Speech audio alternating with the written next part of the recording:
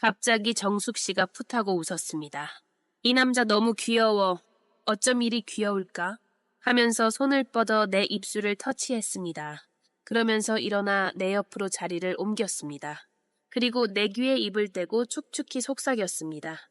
점장님, 사실은 저도 똑같은 성격 문제로 오래전부터 힘들어하고 있어요. 저는 상당히 밝히는 성격인데 남편은 담백하고 너무 작은 사이즈예요. 인간의 본능을 은밀히 조금씩 터치하는 혼자 보는 소설 지금 바로 시작합니다. 나는 조그만 카페를 운영하는 올해 50살 아저씨입니다. 젊은 날에 서핑과 스킨스쿠버에 빠져 독신으로 해외를 떠돌았습니다. 정신 차려보니 어느새 내로디 6살이 되어 있었습니다. 능력도 없는 인간이 젊음을 방탕하게 보냈습니다. 막내인데 부모님 돌아가시면서 내 몫으로 유산이 조금 돌아왔습니다. 누나의 등살에 정신 차려서 그 돈으로 조그만 카페를 차렸습니다. 평소에 알고 지내던 동호회 미순 씨 도움으로 카페를 차렸습니다. 그녀는 40대 초반의 애 없는 돌싱이었습니다. 자연스레 그녀와 동거를 했고 부부가 되었습니다. 4년을 같이 보냈는데 갑자기 그녀가 집을 나갔습니다. 같이 못 살겠다고 하는 이유가 너무 황당한 것이었습니다. 내가 잠자리를 너무 밝힌다는 것입니다. 극이다 사이즈가 안 맞아서 너무 아프다는 것입니다. 쉽게 말하면 자기하고 성격이 안 맞는 것입니다. 극이다 내가 코도 너무 많이 골아서 밤이 고통스럽다는 것입니다. 정신적으로 너무 지쳐있던 상태였습니다. 그때 오키나와에서 동생이 펜션 차렸다고 오라 해서 가버렸습니다. 사실 미수는 천성으로 그쪽으로는 담백한 타입이었습니다. 맨날 나만 보채고 눈치 보는 상황이었습니다. 어떤 때는 나도 짜증이 났지만 그래도 여생을 같이 하고 싶었습니다. 성격이 너무 착했고 숨기는 게 없었고 장사도 아주 잘했습니다. 그녀 덕분에 가게는 자리를 잡아서 우리는 먹고 살만 했습니다. 하지만 우리들의 부부관계는 점점 파국으로 치닫고 있었습니다. 나는 몇 개월째 풀지를 못해서 힘들어 죽을 지경이었습니다. 그렇다고 24시간 붙어 있는데 따로 딴짓을 할 수도 없었습니다. 나는 매일 밤 그녀의 눈치를 보면서 물어봤습니다. 그때마다 그녀는 매몰차게 거절했습니다. 참다 못해서 내가 짜증을 냈고 그날 대판 싸웠습니다. 그랬더니 못 살겠다고 짐 싸서 가버린 것이었습니다. 사실 나는 그녀와 헤어질 생각은 전혀 없었습니다.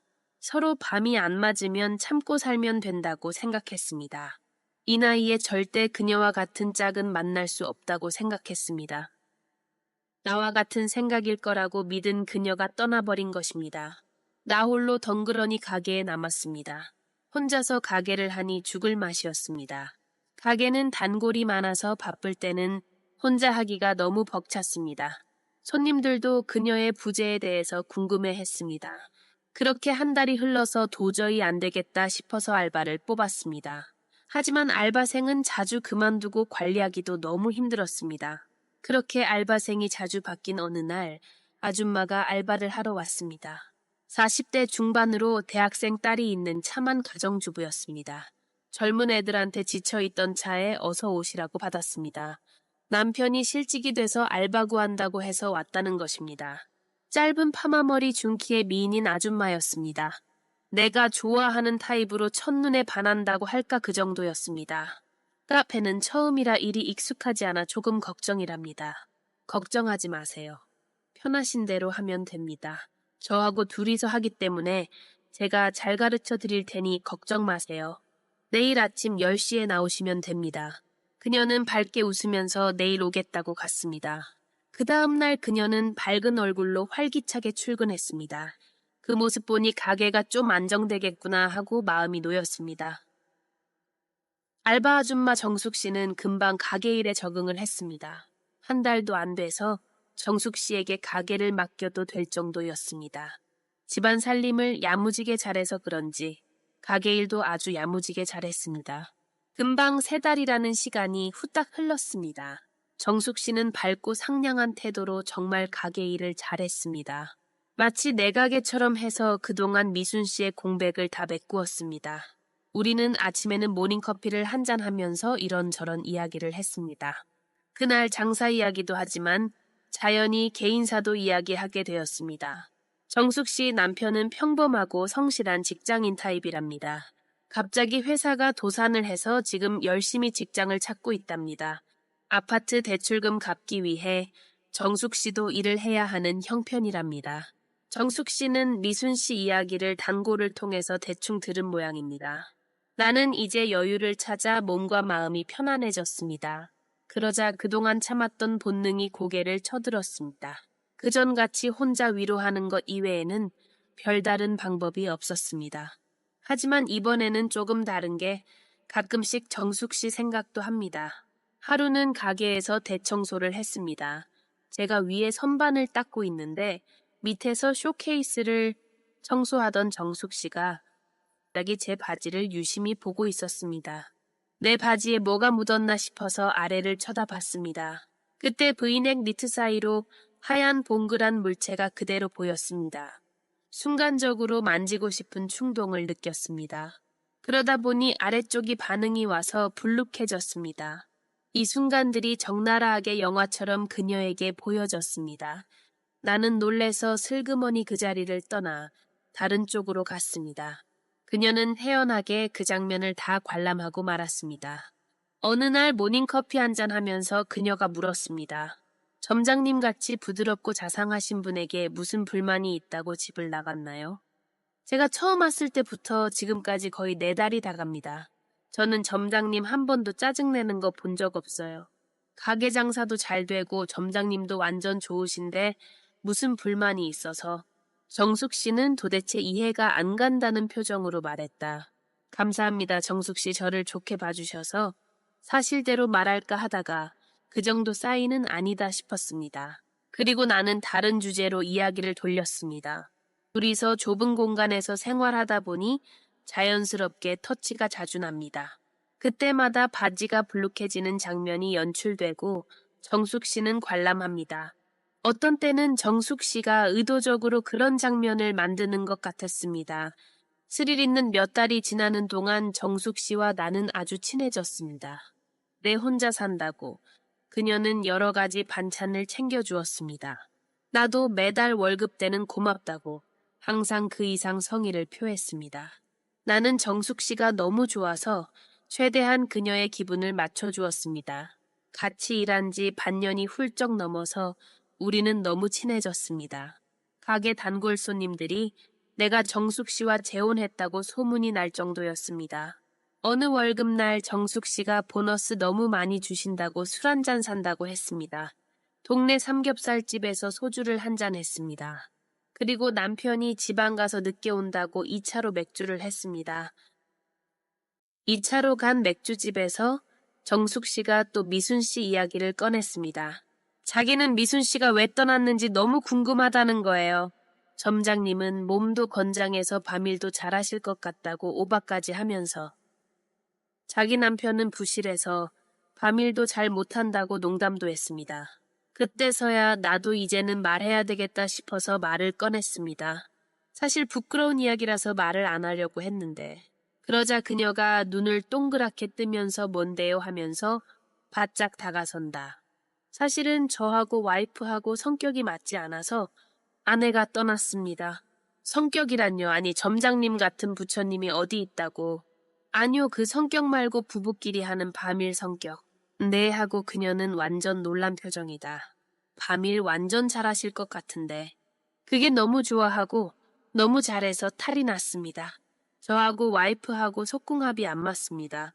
제가 너무 커서 와이프한테 안 맞아요. 그래서 와이프가 밤을 무서워하고 통증을 하소연했습니다. 근데 저는 그것도 아랑곳하지 않고 매일 밤 보챘습니다. 저도 참아보려고 했지만 원래 그렇게 태어나서 통제가 잘 안 됐습니다. 결국 참다 못한 와이프가 집을 나갔습니다. 그 말을 들은 정숙 씨는 경악을 금치 못한다는 표정이었습니다. 나는 괜히 말했구나 싶어서 얼른 자리를 마무리하고 나왔습니다. 그날 밤 잠자리에 누워서 놀라던 정숙 씨 모습이 떠올랐습니다. 괜히 말했구나 하고 후회가 막급이었습니다. 정숙 씨 떠나버리면 어떡하지 하고 걱정도 됐습니다. 가게도 안정적으로 잘 운영됐고 나도 그녀 덕분에 많이 안정됐는데 사실 저는 그동안 밤에 외로울 때마다 정숙 씨를 많이 생각했습니다. 그런 쪽의 비디오를 볼 때도 정숙 씨를 생각하며 많이 봤습니다. 그녀가 떠나버리면 내게는 물적 심적으로 큰 타격입니다. 그날 나는 내가 얼마나 정숙 씨를 좋아하는지 절감했습니다. 뜬 눈으로 밤을 지새고 아침에 불이 나게 출근했습니다. 너무 다행히도 정숙 씨는 정시 출근했습니다. 그날 다행히 가게가 바빠서 둘이 모닝타임도 못하고 일을 했습니다. 혹시 무슨 말 나오나 걱정했는데 무사히 하루가 지나갔습니다. 저녁에 정숙 씨가 준 장조림에 소주 한잔 하면서 정숙 씨를 생각했습니다. 11시 반 정도 되었을까 갑자기 카톡이 울렸습니다. 정숙 씨가 내일 일 끝나고 이야기 좀 하자는 문자였습니다. 올게 왔구나 두려운 마음에 저도 네 하고 답했습니다. 내일은 정말 입조심해야지 하고 다짐을 했습니다. 다음 날 출근한 정숙 씨는 정말 예쁜 여성스러운 모습이었습니다. 저 센시한 정숙 씨를 잃어버리면 안 된다고 굳게 마음먹었습니다. 무슨 말을 나오든지 미안하다고 사과하고 붙들어야지. 그날 일 끝나고 어디로 갈까요? 했더니 분위기 좋은 곳으로 가자 합니다. 다행이다 생각하고 둘이서 조용히 대화할 수 있는 와인배 갔습니다. 자리 잡고 앉자 그만둔다는 이야기 나올까봐 걱정이 너무 되었습니다. 내가 안절부절 못하고 잔을 들었다 놓았다 하자. 정숙 씨가 왜 무슨 걱정거리가 있느냐고 물었습니다. 나는 더 이상 참지를 못하고 내뱉고 말았습니다. 사실 저 그날 그 이야기하고 너무 후회했습니다. 경솔하게 그런 이야기 해가지고 정숙 씨가 놀랬다고. 혹시 정숙 씨가 그만두면 어쩌나 해서 너무 불안해요. 저 사실 정숙 씨 좋아해요. 직원으로서뿐만 아니라 인간으로서도. 정숙 씨는 정말 괜찮은 좋은 분이에요. 제가 더욱더 잘할 테니 제발 떠나지 않았으면 해요. 갑자기 정숙 씨가 말 중간에 물어 들어왔습니다. 여자로서 저를 좋아하지 않나요? 아니요, 저 정숙 씨 여자로서 좋아해요. 매일 밤 정숙 씨 생각하며 보내요. 아니 아차하고 또 이런 실수를 입을 꽉 다물었습니다. 갑자기 정숙 씨가 풋하고 웃었습니다. 아, 이 남자 너무 귀여워. 어쩜 이리 귀여울까? 하면서 손을 뻗어 내 입술을 터치를 했습니다. 그러면서 일어나 내 옆으로 자리를 옮겼습니다. 그리고 내 귀에 입을 대고 촉촉히 속삭였습니다. 점장님, 사실은 저도 똑같은 성격 문제로 오래전부터 힘들어하고 있어요. 저는 상당히 밝히는 성격인데 남편은 담백하고 너무 작은 사이즈예요. 네 하고 놀라서 이게 무슨 소린가 정숙 씨를 쳐다봤다. 나를 뜨겁게 바라보며 작은 목소리로 정숙 씨가 말했습니다. 점장님 어서 한 잔 마시고 우리 둘의 성격을 맞춰보러 가요. 아하, 이럴 수가. 아하, 이런 인연이. 너무 기뻐서 춤이라도 덩실덩실 추고 싶었지만 그 자리에서 서로 뜨거운 터치를 하고 싶었지만 가게 안에 다른 사람 눈이 있는지라 바로 건배를 하고 둘이 손을 잡고 나와서 득달같이 바로 위층에 어른들 쉼터로 달렸습니다.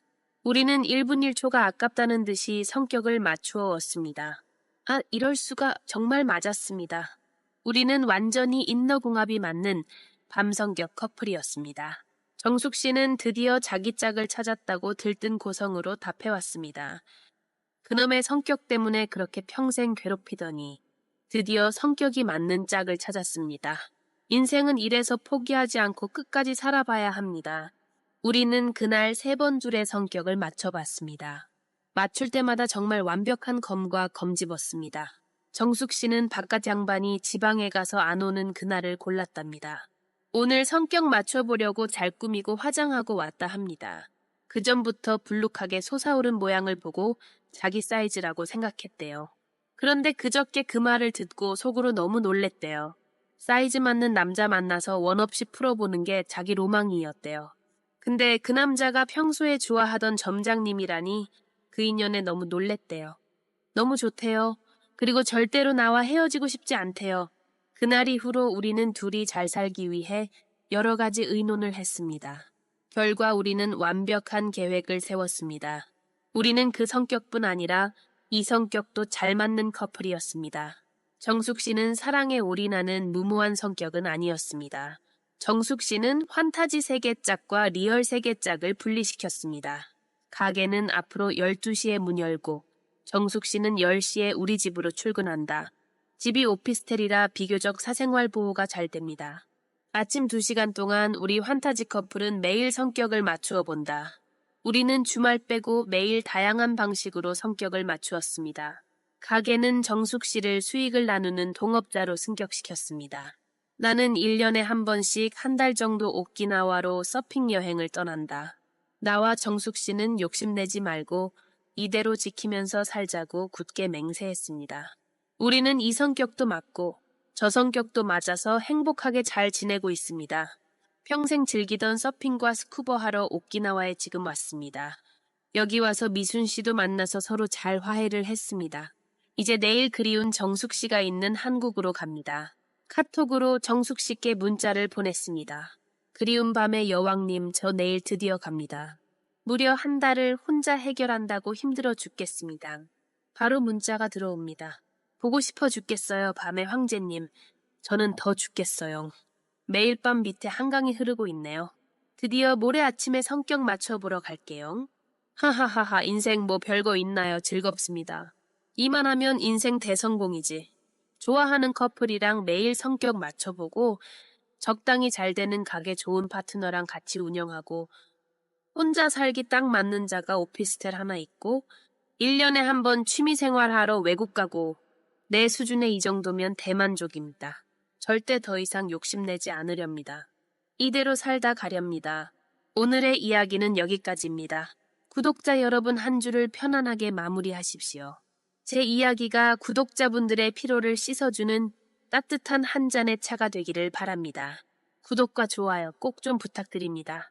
다음 주 불금에는 더 은밀하고 짜릿한 혼자 보는 소설로 찾아뵙겠습니다.